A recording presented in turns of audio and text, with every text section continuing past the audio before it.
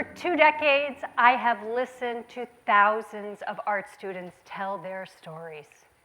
As an advisor and a director of an art school, I have collected sparkling gems of insight into what it means to want to pursue art as a profession, what it takes to want to fulfill your creative purpose despite the challenges and the risks to do so. Over the course of my career, I've worked in 13 states and 5 countries. As both a political organizer as well as a consultant to nonprofit organizations and social impact entrepreneurial ventures, I've worked with literally thousands of incredible volunteers who've shared with me their stories of what inspires them to be involved in their local communities to help make the world a better place. So what have I learned? Well, I've learned it takes guts to be an artist. It requires discipline, deep curiosity, empathy, and resourcefulness. Students have to become comfortable with uncertainty and failure. For some, they go into the arts because they want to tell the stories of people. But for all, they go into arts because it gives their life meaning, and they hope that their art will bring meaning to other people's lives as well. But I also discovered a problem. While we were doing an excellent job teaching the craft of art making, our students were graduating with little understanding as to how they would continue to make art and make a living. This presented an ethical challenge and put me on the path to becoming an entrepreneur. Similar to an entrepreneur, but working within an institution, I began to create programs, workshops, community experiences to better prepare our students for a life in the arts. And what have I learned? That when people come together with passion and urgency, combined with tasks and timelines and to-do lists, fueled by the incredible trifecta of pizza, donuts, and unlimited cups of coffee, incredible things can happen. But the magic really happens when we are intentional about those teams and make sure that all skill sets are represented and all voices are heard around the table equally, because then, ladies and gentlemen, stand back. Social impact is about ready to be amplified in ways you never dreamed. So Wendy and I met 10 years ago at our kids' elementary school. While drinking juice out of Dixie cups at a class breakfast, Delicious. Wendy leaned over and said, "What are you doing to bring about world peace?" That's one way to start a friendship. Well, I seized the opportunity to tell her all about the work I'd been doing at the Boston University College of Fine Arts. And I remember telling her that I believed that the arts could be a powerful vehicle for social change. And when I said that, Wendy's eyes lit up and she said, "No way, me too. That's so cool." Wouldn't it be great if we could figure out something we could do together and make something happen? Yeah. We did. So that was the beginning of our collaboration and an incredible friendship, but it was also the beginning of the creative reframe. In the first iteration of the creative reframe, as Jen mentioned, we were addressing the problem that Jen mentioned, that artists were graduating, but they lacked the skills they needed to actually manage their career in the arts. So the creative reframe solution, where do we go here? The creative reframe solution, I know you're all waiting, what could it possibly be? The creative reframe solution was to actually give them the entrepreneurial skill set so they could take those skills and and go after their creative purpose and actually earn an income. In order to actually make this happen, though, we leveraged Jen's content knowledge in the arts, along with my entrepreneurial background, and we created a hands-on, cross-disciplinary, experiential, revolutionary class that we proposed to the graduate school of arts administration called cultural entrepreneurship. Cultural entrepreneurship. And then later, actually, we then rolled it out because there was such a huge demand for undergraduates in the College of Fine Arts. So we work with artists as well as arts advocates to help them tap into their creative and entrepreneurial mindset, to come up with financially viable businesses at the intersection of arts and culture, business and technology, and social impact. How cool. We teach our students how to make like an artist, Take stock of their creative potential. to strategize like an entrepreneur, Business strategy, income generation. to care like an activist, Take their passion to their work. and implement like an organizer. We're talking business plans, timelines, launch dates. We flip the myth of the starving artist on its head and provide our students with rich examples of successful cultural entrepreneurs. Think of Shakespeare. Not only was Shakespeare a brilliant playwright, but he was also an astute businessman. Shakespeare became a shareholder in a theater company, and this provided him with financial stability, which then led to a lot of artistic freedom, and that was revolutionary in his time. We teach our students about the arts ecosystem known as the creative economy, which includes visual arts, performing arts, publishing, film, gaming, and how to advocate for the arts by knowing that the arts generate more than $763 billion for the US economy every year. That is more than agriculture, construction, or transportation. And we get our students off campus and into the city of Boston, seeing the accelerators and incubators like Mass Challenge and the Roxbury Innovation Center. Make, strategize, care, implement. But what does that look like IRL, in real life? Ines Andrade is an incredible concert pianist, and she's also a doctoral student here at BU. And she had an idea. She had an idea to start a music festival in her hometown of Bendada, Portugal. So what did she do? She signed up for our course in cultural entrepreneurship so she could use it to figure out what she's going to do.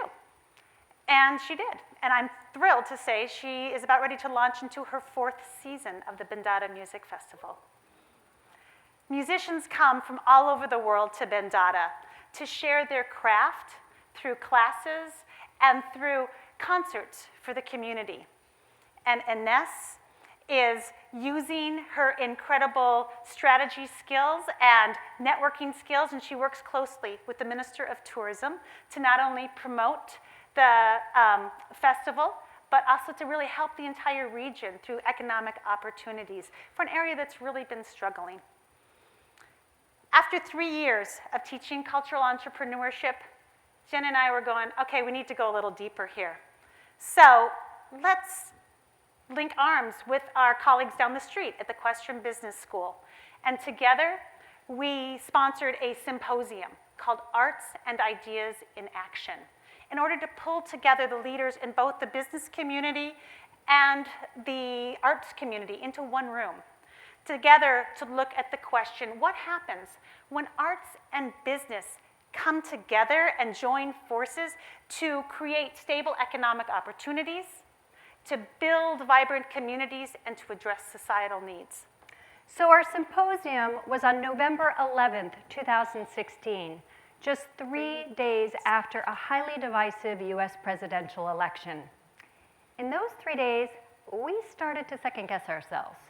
Was this really the best time to bring together artists and business leaders with potentially very different points of view? Well, the answer turned out to be yes. This was precisely the time, and it blew open our minds to new possibilities. The day was filled with music and movement, meaning, and visual arts and design. As one member of the business community said as they were leaving, "Thank you. This was salve for my soul." We used arts as a common language to transcend our divisions and our differences. Collectively, we found meaning and hope. Collectively, we found meaning and hope. Holy moly, this is huge. We found meaning and hope through a symposium. This is an opportunity. This is a eureka moment for the creative reframe. Because businesses needed arts as much as the arts needed the financial backing that the businesses could offer. This was our opportunity to expand the work of the creative reframe. You see, up until this point, our frame was that we're trying to help artists to fit into this pre-existing system. But now we started to think that maybe the arts had a more central role to play. What if, through the arts, we could begin to transform the system altogether? Transforming systems, but we're not the only ones talking about transforming systems after the election. Anyway, just last year,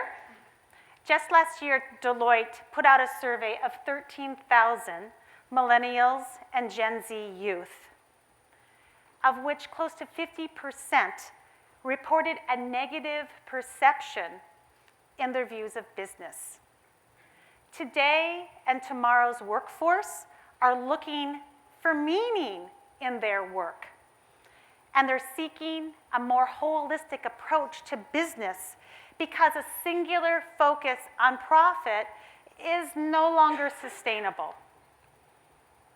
Smart businesses are looking for strategic advantage are realizing, hey, this is an opportunity for us to expand our business model to include the triple bottom line.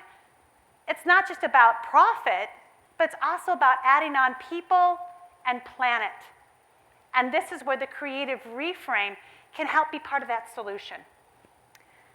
So we ask you, who are the people with the empathy, with the imagination, with the resourcefulness to be our storytellers and to remind us of our common humanity? Well, it's artists.